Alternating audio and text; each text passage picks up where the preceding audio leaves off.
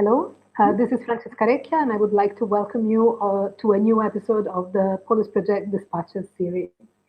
Today we have a bit of an unusual format for our dispatches because we're going to have a live screening.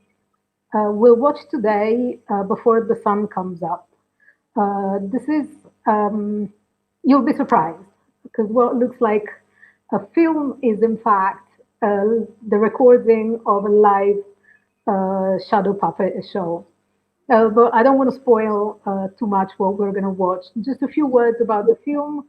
The film was originally streamed on the 10th of October 2020 in occasion of the World Day Against the Death Penalty. This live puppetry performance was part of the larger effort of the Justice Project Pakistan to raise awareness around the flaws of Pakistan's criminal justice and to try and change people's perception about crime and punishment. As I said, the screening will be amazing. It's a beautiful, incredibly poetic, and powerfully political piece of work. So I really recommend you to stay with us after the screening because we'll have a post-screening discussion with Ali Haider Habib, who is leading the team of that does communication for Justice Project Pakistan. So please stay with us. And Ali, thank you very, very much for making this possible. I'm very happy. Thank you. Thank you for having us. So we'll leave you here. Enjoy the screening, and we'll see you in about 15 minutes or so. Enjoy.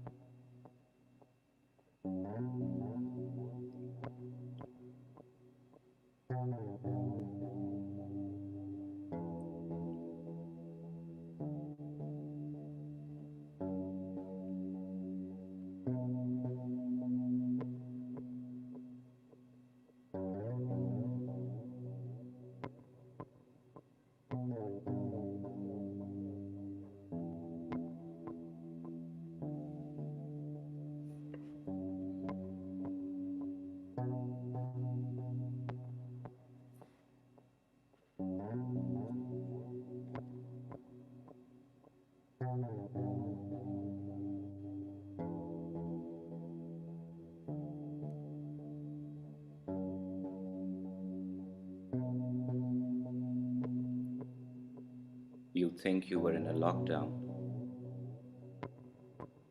Are you in a lockdown?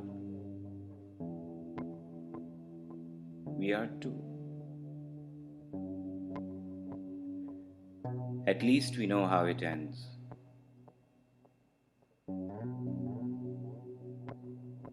It must end before the sun comes up. Are you wearing a mask?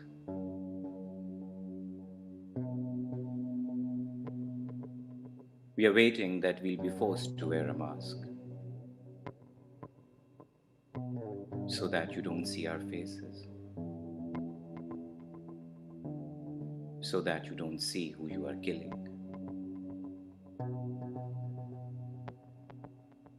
Not really looking forward to it. You are looking out for loved ones. We are looking for our lawyer.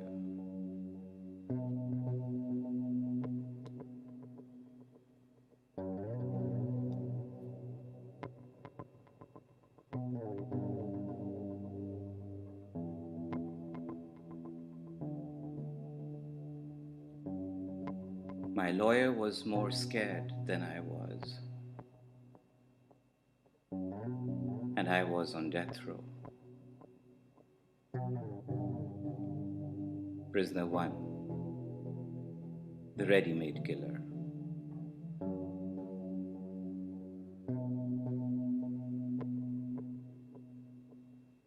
I did not kill that woman. But you can't hear me.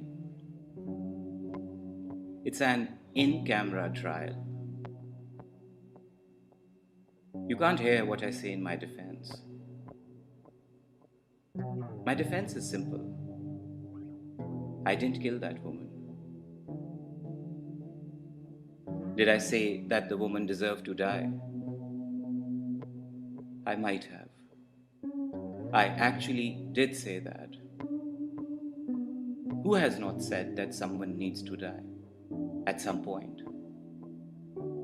Does the law differentiate between wishing something and making it happen? Mere amal, meri niyat. I should be judged on what I did, not what I wished.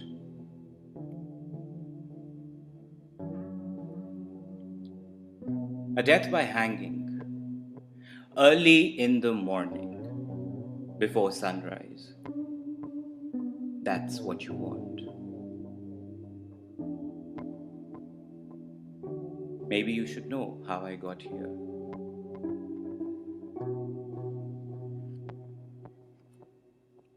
I might have said things to please people. I might have done things to earn some pocket money. I thought they were friends. They probably thought I was a campus rat, passing little tidbits around. A friend said, keep an eye on her. He was a powerful friend, the kind you don't say no to. I said, I'll keep an eye on her. If a friend, a powerful friend, asks you to keep an eye on a girl, what do? You keep an eye on the girl.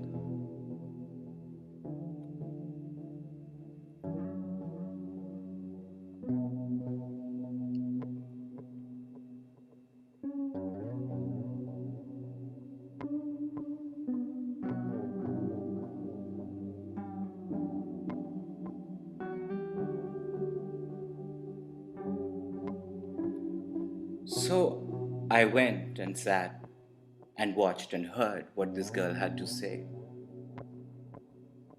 Then I came back and reported what the girl had said. There was not much to report. She wasn't teaching them how to make bombs. She did talk about revolution, but she had no plan to overthrow my friends. She was planning to bring about a revolution by painting hearts and flowers on random walls. And before painting those walls, she always took permission from the people the walls belonged to. What kind of revolutionary goes around applying for NOCs? One day I heard her lecture people about etiquettes of listening to a qawwali.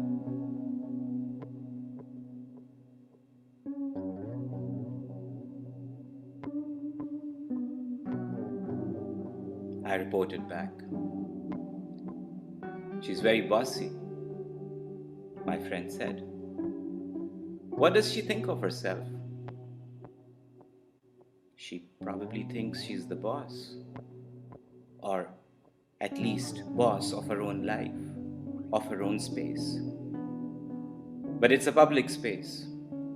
Where does she get her funding from? Did you notice her hair? Yes. She has short hair.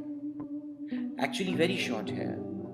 I informed my friends who were actually my masters. She has cut her hair like a boy. She has, I said. Did God create women so that they could behave like boys? Before that, I'd never thought why God created women. Did we create this country, sacrificed hundreds of thousands of lives so that our girls, our sisters and mothers could act like boys and boss us around? Keep an eye on her.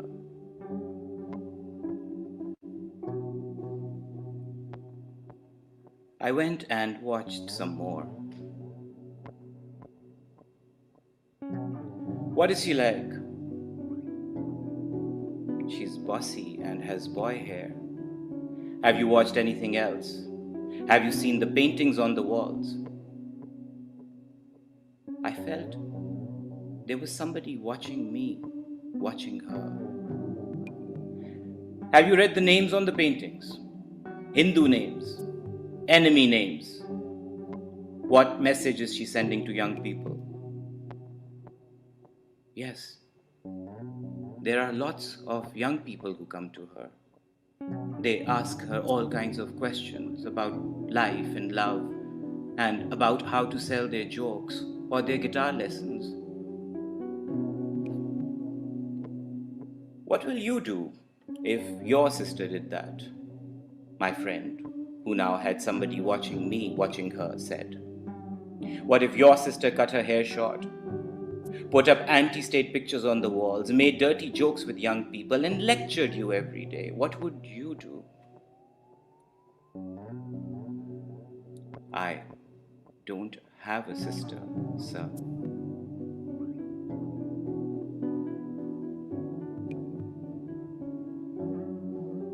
And the girl I was watching mostly ignored me. But then she did spot me one day.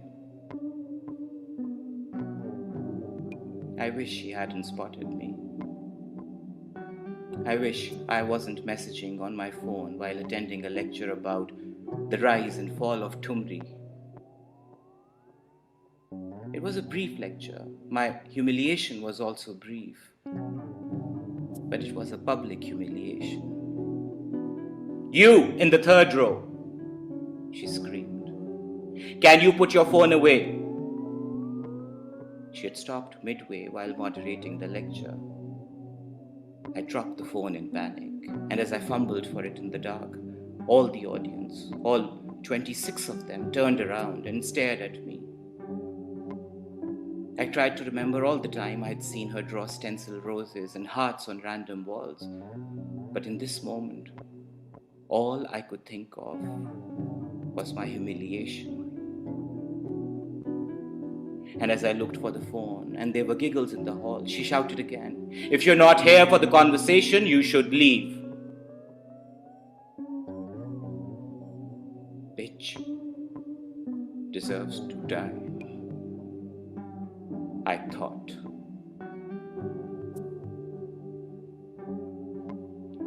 Imagine if your sister did that, they said.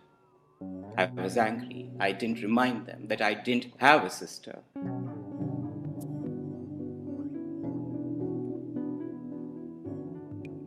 She was shot dead on her way home. The gun used was a very common gun. Now they want speedy trial. Justice on tap. Fari insaf. Hang the bastard.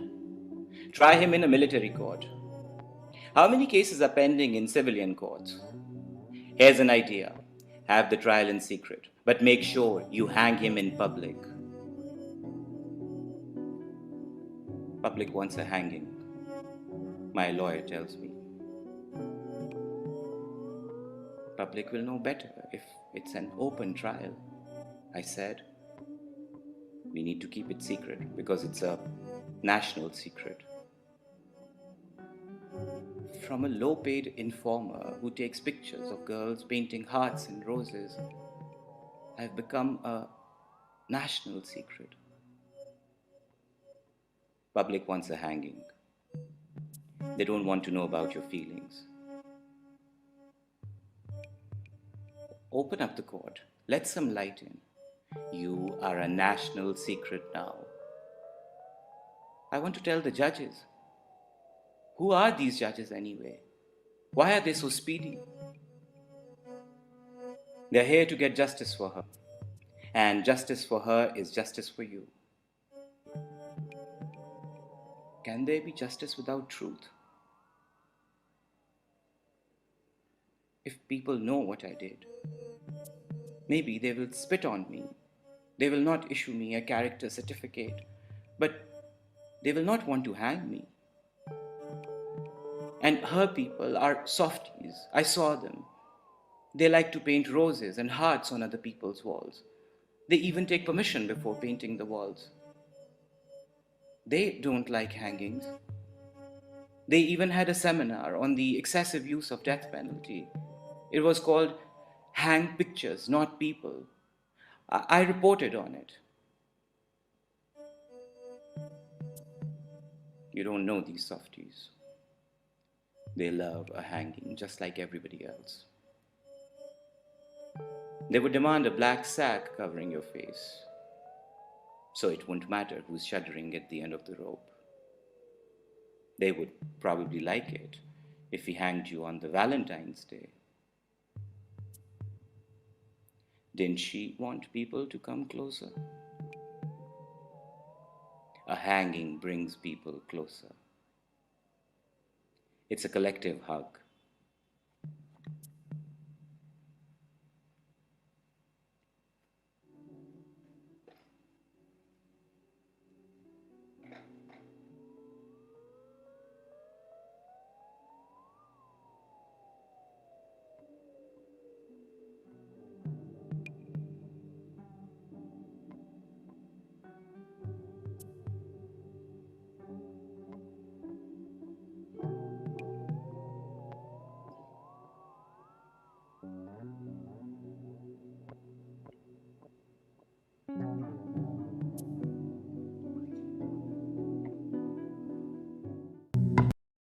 Comes up.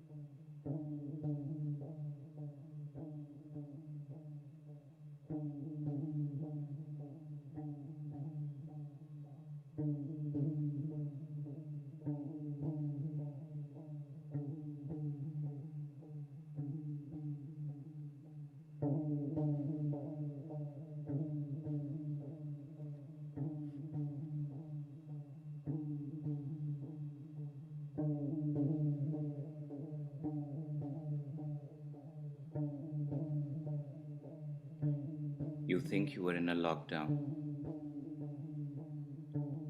Are you in a lockdown?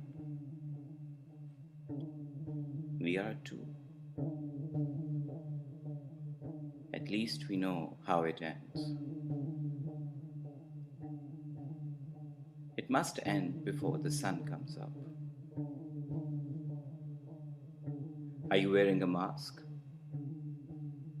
We are waiting that we'll be forced to wear a mask so that you don't see our faces, so that you don't see who you are killing. Not really looking forward to it. You are looking out for loved ones. We are looking for a lawyer.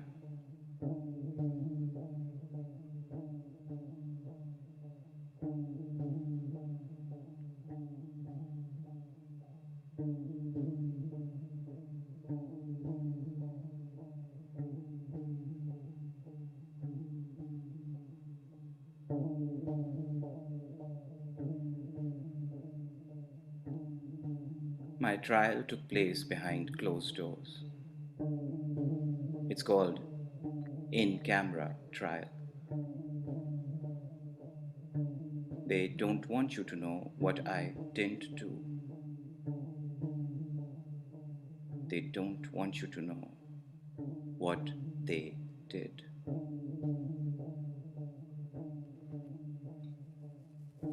Prisoner 2. Prisoner who did something.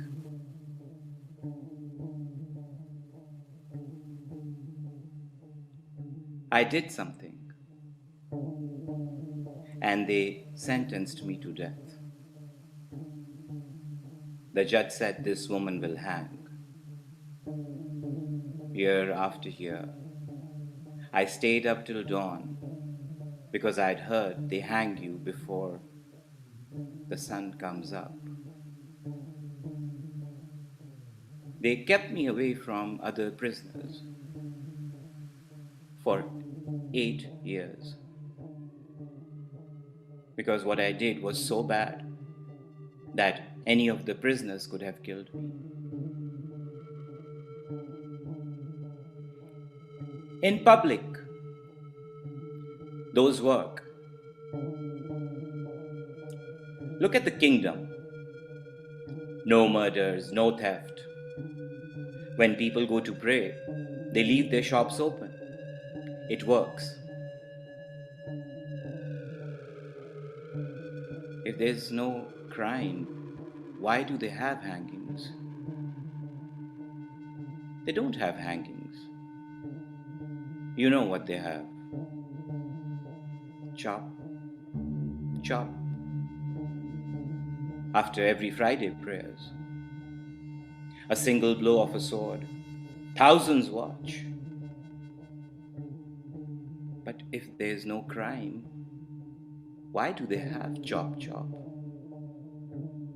So that they can stop killings, thefts.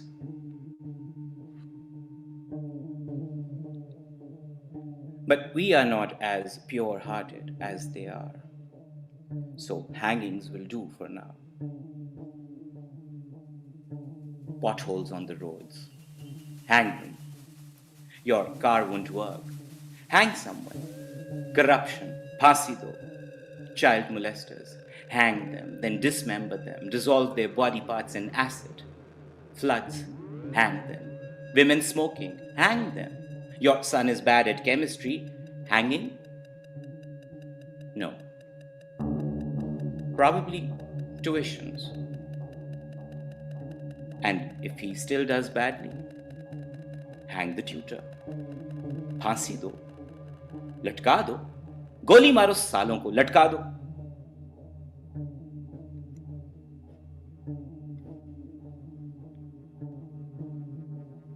They said they had no option but to hang me. It was almost an act of mercy. Because if they let me go free, the public would lynch me. My own neighbors, my childhood friends would kill me with their own hands.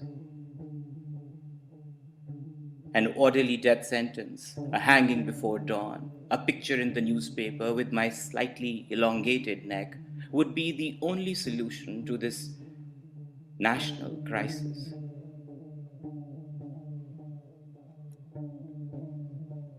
I was scared to ask about my crime, because that seemed like another crime. I was told in vague terms, roundabout ways, that one afternoon while working in the fields, daily wage 250 rupees a day, I was disrespectful. I told my vakil that I was respectful. I was respectful. I didn't have the time to be disrespectful. We were working in the fields.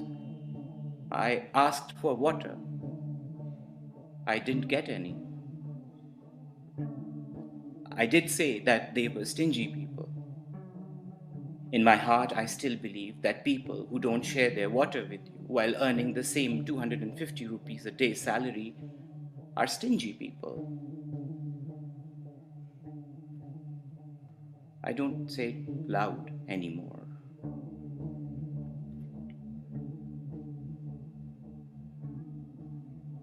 My youngest was 2-year-old then.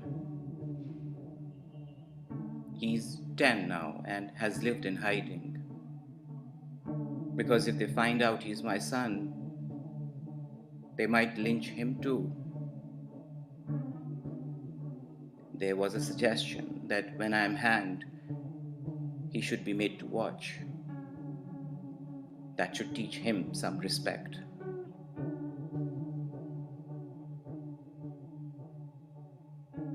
Then there was hope. It's lethal. It's worse than staying up all night so that you're not asleep when they hang you before dawn.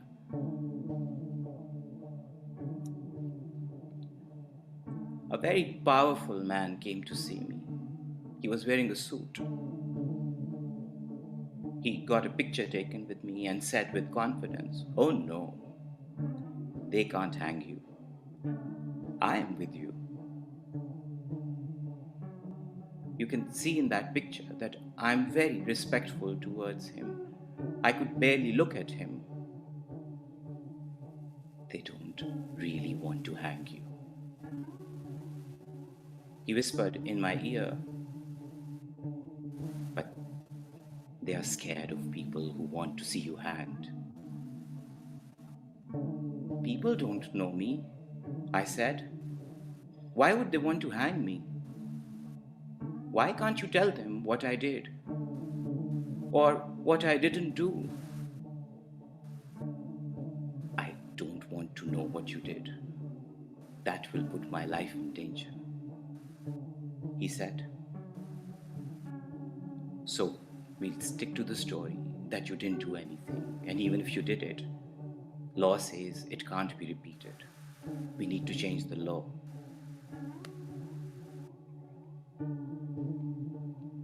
I wanted to ask him, "Aren't you scared getting a picture taken with me? People, you say, want me to hang will see it. What will they think?" I was too respectful to ask.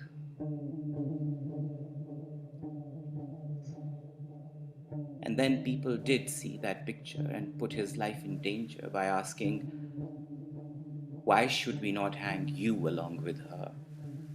Why shouldn't we hang you for saying that don't hang this poor woman?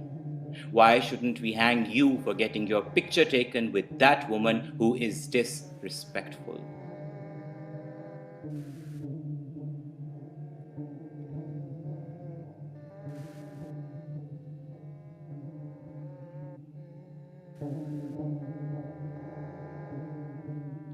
I wish I had asked him, because then somebody did kill that man who got his picture taken with me.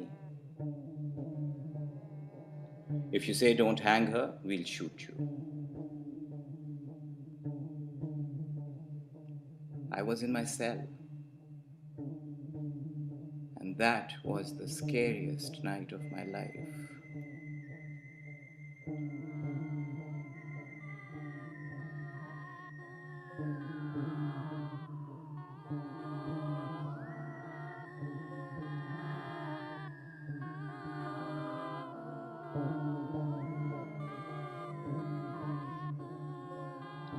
You're waiting to be hanged any day, and now you're scared that surely, if a very powerful man, a man who moves around in a convoy of armored cars, a man who has guards around him all the time, that man can be killed for getting a picture taken with me. Imagine what they could do to me in this very cell where I wait to be hanged.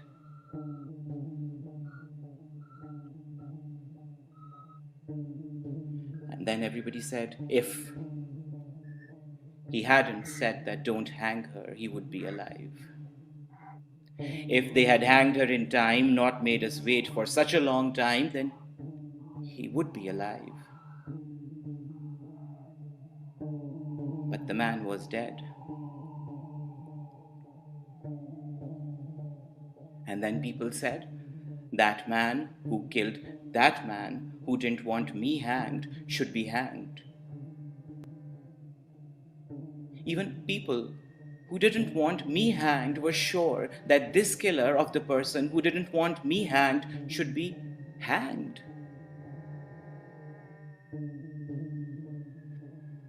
Then they thought they can solve this whole problem by having another hanging. And they did hang him before sun came up one day. Nobody asked me. I might have said, please don't hang him. Please don't hang anyone. But that might have been disrespectful. I was misunderstood once. Never again. नहीं, कभी नहीं.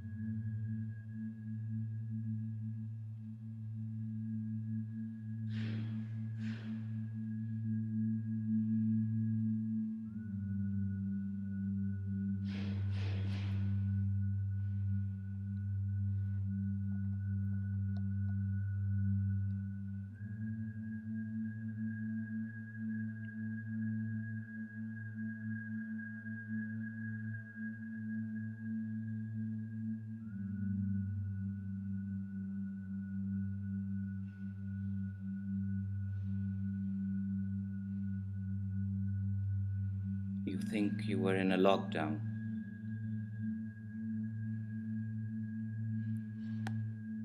Are you in a lockdown? We are too. At least we know how it ends. It must end before the sun comes up.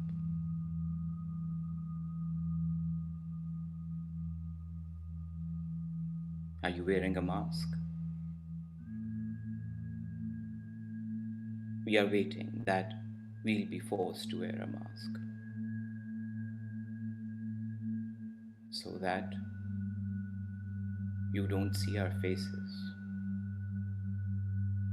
so that you don't see who you are killing.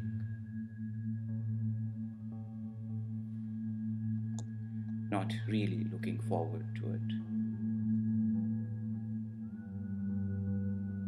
You are looking out for loved ones. We are looking for our lawyer.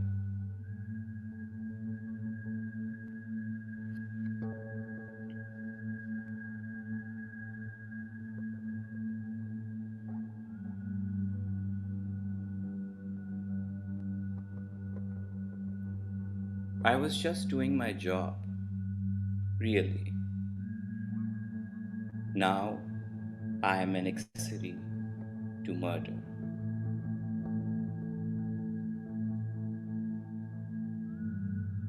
Prisoner 3, the man who had one job.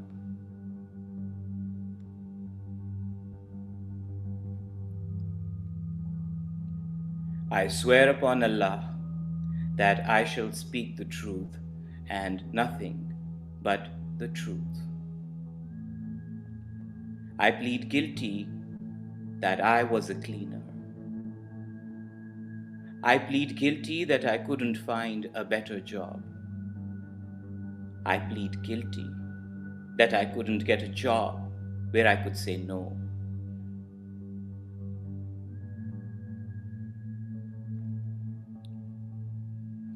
I should have known when they asked me to buy the biggest plastic sheet that was available in the bazaar. A very, very big plastic sheet. You could say that it was a procurement job. Why is a lowly cleaner tasked with going to bazaar, official cash in hand, and asked to buy a big plastic sheet? A sheet to cover not only the floor of a big room, but its walls as well. Now I know they were worried about the expensive carpets and the murals on the walls, a hand-woven map of the Muslim Ummah. I clean floors, dust the walls, and take out the garbage. The expensive murals I wasn't even allowed to clean because they were holy. And although I am a Muslim, but not Muslim enough to be allowed near these murals. I brought a big, thick plastic sheet. I have a receipt. They said, cover the floors and the walls and leave.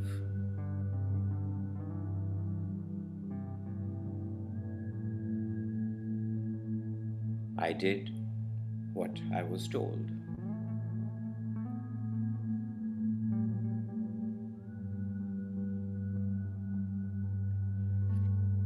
Then I was asked to take back my sheet. My sheet. I worried. I couldn't tell them that it was their sheet. I only bought it with their money.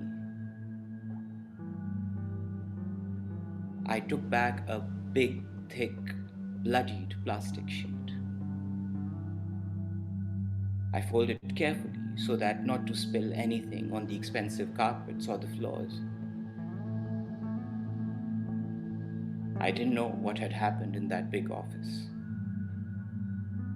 But I know that a bone saw does its job and splatters a lot of blood. I saw the news just like you did, or newspapers. Big countries almost went to war, but then settled. Killers were flown out and forgiven. Families kissed the hand.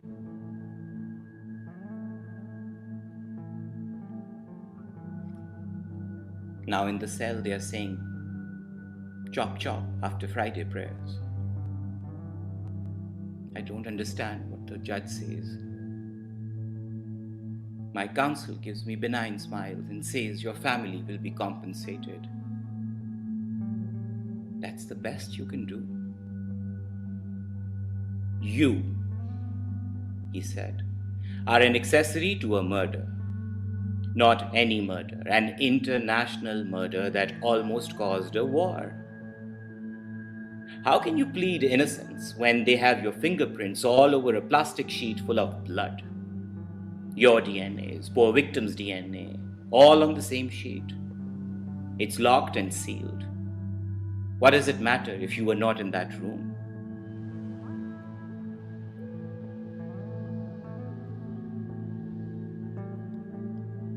People have cell phones in the jail, but I can't even call my family. I want them to know that I'm not a killer. I'm sure they know that. I want to tell them not to listen to the talk of compensation money. Why should I get punishment for a crime that somebody else committed?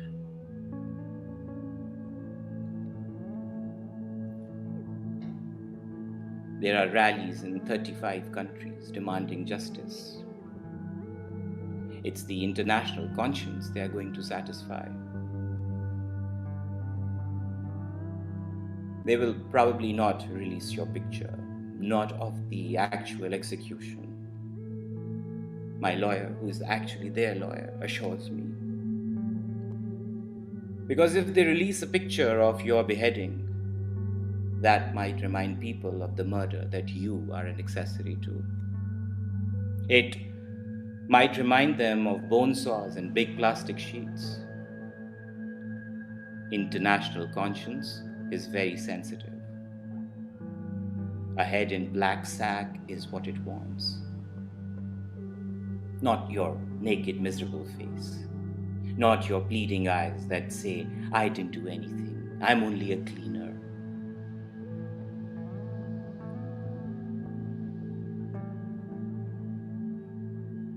They'll get me a delay. A cell phone has been promised. Tell your family to take the money. There are still a lot of Fridays left in the calendar.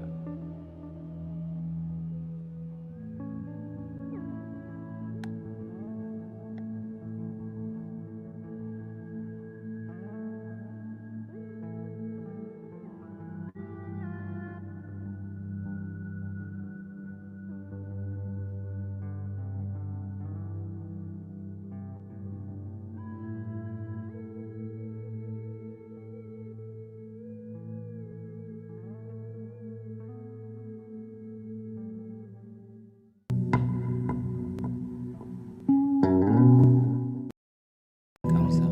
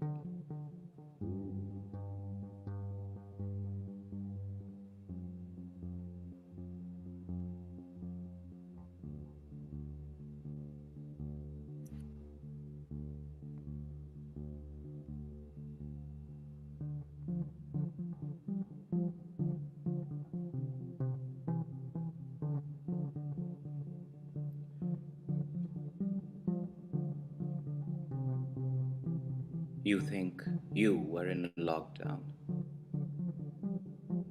Are you in a lockdown? We are too. At least we know how it ends. It must end before the sun comes up. Are you wearing a mask? We are waiting that we'll be forced to wear a mask so that you don't see our faces, so that you don't see who you are killing.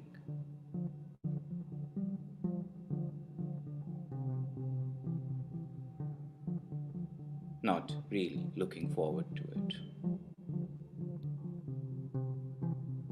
You are looking out for loved ones. We are looking for a lawyer.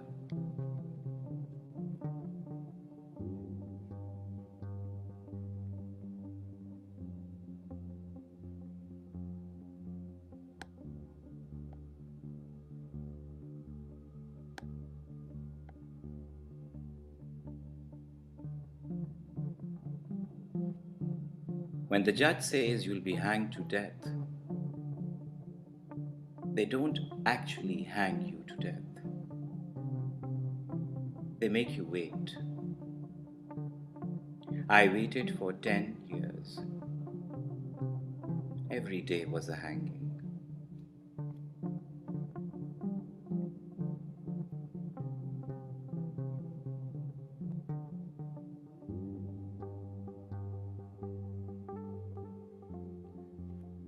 Prisoner 4,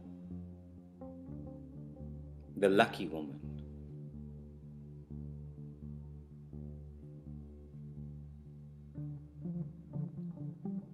What is your last wish? What is everyone's last wish? A pilgrimage. I dreamed. A union with my maker before the final union. I had no reason to dream. How can a widow raising 4 sons dream of a thing like that? Boys went out into the world. Boys forgot me. I waited for one of them to visit. Then our son's friend arrived. Your son always talks of your dream. What is your dream, Ammi Jaan? He insisted on calling me Ammi Jaan. He reminded me that he used to play in our little courtyard with my son. My own mother always wanted to go on a pilgrimage. So why didn't you take her? I asked. I was poor. I didn't have enough money.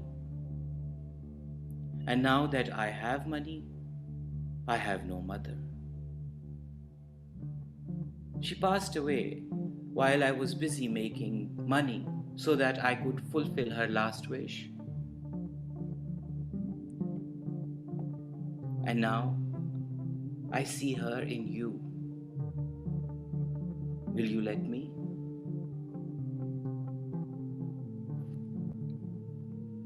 In the beginning, I wasn't sure. Is it a pilgrimage if somebody else pays for it? Is it still your journey if they buy you a suitcase and clothes and ticket for the airline, get you a taxi? He showed me his pictures with my son. They both seemed happy together, standing in front of a flower bed. And I said, I have no one to go with. I'll take you with a group, he said. It's all very organized now. In papers you need a mehram, but at your age, anybody can be a mehram. My brother will be your brother. Same name. Nobody cares. Bag. Keep the bag safe. Keep your clothes in. They'll buy you a bigger suitcase there because you'll need to return with presents. I had never thought of presents. I was only thinking of a few days of worship and bliss. But people who trick you in the name of God are the worst people. Because instead of my holy journey, I started thinking of presents. I'll bring zamzam, dates. I'll buy my shroud. Greed is a sin. And I became greedy. I bought into the dream. A spiritual journey. Shopping seeped into it. I accepted the bag. And they told me it's my bag.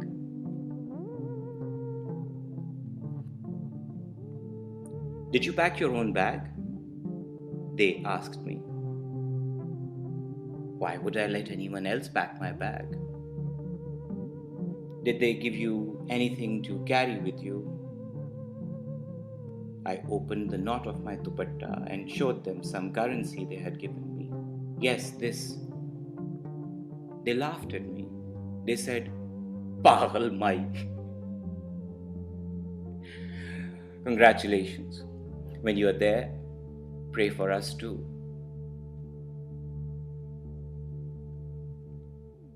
And there, when I arrived, I got off the plane and I was busy praying.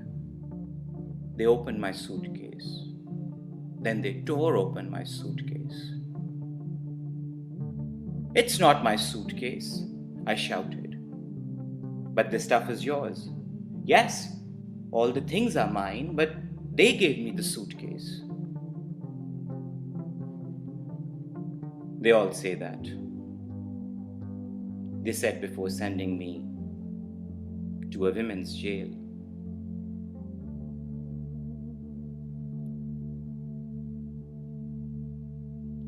What could be luckier than dying while you are visiting to meet your maker? I am a lucky woman. We have been promised people, poor people, who didn't do anything, who were trapped into doing something they didn't know they were doing. Allah is most merciful. How can his men not be merciful?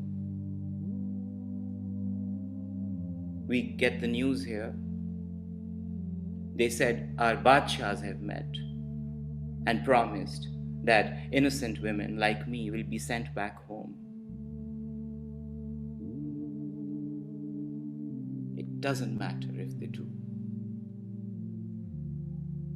But if they do, hope they'll give me a chance to do what I came here to do.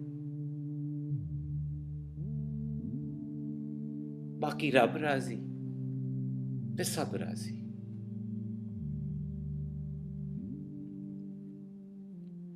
أعوذ بالله من الشيطان الرجيم بسم الله الرحمن الرحيم ربنا ظلمنا أنفسنا وإن لم تغفر لنا وترحمنا لنكونن من الخاسرين ربنا ظلمنا أنفسنا وإن لم تغفر لنا وترحمنا لنكونن من الخاسرين ربنا ظلمنا أنفسنا وإن لم تغفر لنا وترحمنا لنكونن من الخاسرين ربنا ظلمنا أنفسنا وإن لم تغفر لنا وترحمنا لنكونن من الخاسرين آمين.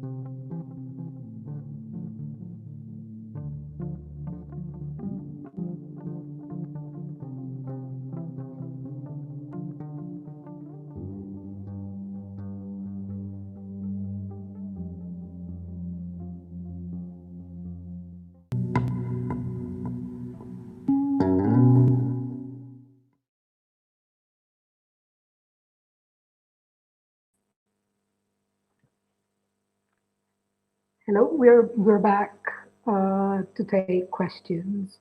First of all, I just want to thank you, Ali, and the Justice Project Pakistan for this incredible piece of work. As someone just commented, is certainly something that will stay with us for a long time. Mm, Before we get into the discussion, and we've got quite a few questions from the audience, the one thing that I would like you to do is to acknowledge the team behind this amazing work. Could you tell us who is behind what and who are the people who made it possible? You're on mute. Sorry, can you hear me now? Yes. Absolutely. You know, without this incredible team, we would have never been able to pull such a massive feat. And of course, the star of the show is Mohammed Hanif, who's arguably Pakistan's greatest contemporary writer. And we managed to rope him in, even when we didn't know what we were doing, but we knew that if we were able to get him, this was going to be something very special. And so he wrote these 4 short stories in his inimitable way, where he uses his wit and he just weaves these words together, which are so beautiful. So he wrote these 4 stories, and then Ryan Van Winkle, who is based in Edinburgh, he's been working with JPB for many years. He's done some incredible work with us. So he was a creative force behind this project. It was his vision to have a live puppet show. He was very insistent that everything would be done live, so as to capture that emotion and that feel of the performance. And then we had Emma Brierley doing the puppets, which was an incredible setup. And just to see her working with so many different set pieces and puppets was just fascinating to watch. And Then we had Haley Beavis doing the music, which was also live. She had an army of pedals hooked up to her guitar and her synthesizer, and she was singing over it. It was just amazing. And finally, Mishermayl Productions helped us with the technicalities, Ayesha and Haya specifically. Um, so it's just this incredible team, and even though we were doing this in during a pandemic, uh, there were some questions that just immediately popped up, like what does art look like in a pandemic, and how do you collaborate when you can't have these people come into the same room and sit together, and how do you touch an audience when you're not in the same room? So all these questions came up, and I'm so glad that we decided to do this live theater online. And even though we couldn't be together, the entire time that we were trying to execute this, there's such a strong sense of camaraderie, and that we were in this together. So I want to remind the audience that what we've watched today is a recording of a live performance. So I mean, incredibly brave. You were across 3 continents performing live on a variety of artistic media. I mean, everything could have gone wrong, and everything went so well. It's incredible. It is incredible. I mean, till the last minute when the stream ended, we were just on the edge of our seats because, just like you said, there were so many things that could go wrong, and so many things that were not in our control. If someone's internet conked out, or something happened, if we lost the audio, if we lost the video of Emma's puppets. So there were so many things that could go wrong. Hopefully, thankfully, sorry, nothing did, and we managed to pull it off. But it was quite a challenge, and it was a lot of hours trying to figure out the technicalities of the stream. A lot of hours spending. Can you hear me? Can you unmute yourself? No, I can't hear you. So yeah, it was. One specific question again about the performance. So JPP does mostly policy and advocacy work. Yes. How does art come into play? So for the last few years, art as advocacy has become a big component of JPP's strategy. The rationale behind that is that facts do not, unfortunately, convince people. I think we live in an age where people can very easily create their own facts, and there's this confirmation bias. So it's very difficult to tell people, oh, these many people have been wrongfully accused and given the death penalty. It's very difficult to convince people otherwise. So art is a way where it speaks through emotion. It has a direct connection to the viewer.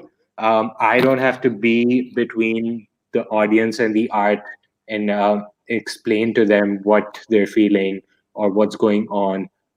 So it's essentially us removing ourselves from the equation and having and showing the audience just how raw and sad our justice system can be. One question from the audience is about the how the event and the live performance was perceived. What was the reception? Did people what was the feedback? And also, what was the kind of audience that you had in mind when you conceived it? So when we do something like this, because it was online, there was no limitation of the kind of audiences that we could reach. People from all over the world tune in to watch it, and what makes everything worthwhile is when people come up to you and tell you, "Oh, I'd never thought of that," and I'd always seen the death penalty as a very necessary form of justice, and but I didn't know all the different aspects that I've just witnessed through this art performance. So to have people come up to you and say that they are reevaluating how they feel about the death penalty or how they feel about our criminal justice system, that makes it all worthwhile. And I feel like even if we can convert one person, then that is a big victory. We've received a lot of comments and a lot of questions on the similarities between the prison system and the approach to justice between India and Pakistan. Uh, and the comments vary from, the political dimension of, or the increasing political dimension of the justice system, to the fact that the language that the powerful use against those who are considered the enemy seems very similar across the border. Do you want to comment on this? Absolutely. I think we're the same people, we speak the same language, and we have just so many similarities. And we're both have such a strong uh, past and a remnant of colonial history. In that way, our laws and how our criminal justice system has been set up, it's a lot of it is borrowed from our colonial past. And both Pakistan and India, as much as a struggle to break free from that, we live under that shadow and we have so many similarities. I absolutely agree with that. And this is one of the aspects when we were thinking about doing this performance online. You don't know how many people you can reach and where, who may be thinking, oh, this, I feel the same way and I've seen similar things. And at the end of the day, we're all just people. Uh, Speaking of this, I think we are all just people, but then we're not. I mean, justice is not the same for everyone, right? Unfortunately. And so, one of the questions we've got from the audience is also about that. They ask whether there are statistics on who is most targeted or mostly a disproportionate victim of death penalty in Pakistan. Right. So we have seen that the death penalty, the world over, be it the United States or be it Pakistan, it's always been used as a political tool. And it's targeted the most marginalized people in our society who cannot afford representation, who are mentally ill or physically disabled, who have been tortured into confessing wrongfully. So it is the people on the fringe and who cannot afford to buy their way out of the criminal justice who end up on the death penalty. And during our research, we found an alarming statistic that since 2014, when the moratorium on the death penalty was lifted in Pakistan, the Supreme Court of Pakistan has acquitted 85%, or overturned 85% of the death penalty cases, which shows that during the trial stages, there's such shoddy investigation and no real legal representation for these indigent prisoners. So that is telling, and which makes us want to see who are we really hanging. Are these bloodthirsty villains with hellholes for eyes, or are these just people who are broken by the system? And I have a strong sense that it is the latter. And I think that is somehow very beautifully conveyed by the wording that Muhammad Hanif uses. There's this constant repetition of everything that has to happen before the sun comes up. So Yes. everything has to happen before the day breaks, and so before people can basically witness. Yes. So in Pakistan, executions take place before the day breaks, and there's such shame and stigma attached to the execution that they actually shut off the prison lights, and they only open them when once the day breaks, etc. So it is such an incredibly shameful act of a state taking a life. And when we were speaking to Mohammed Hanif, his the reason why he chose to write them in first person was that he believed that these would be the wishes of a prisoner who just wants to be heard before it all ends and before the sun comes up. Yeah, and I think that many of those words will stay with us for a long time. we are past our hour mark, and I'm really grateful to JPP and to you for making this possible. And I thank you personally and on behalf of the Police Project. And I hope this is, the first of a long series of collaborative events. And thanks to everyone who stayed with us. And we'll wait for you next Friday for a new episode of Dispatches. Thank you very much. Thank you.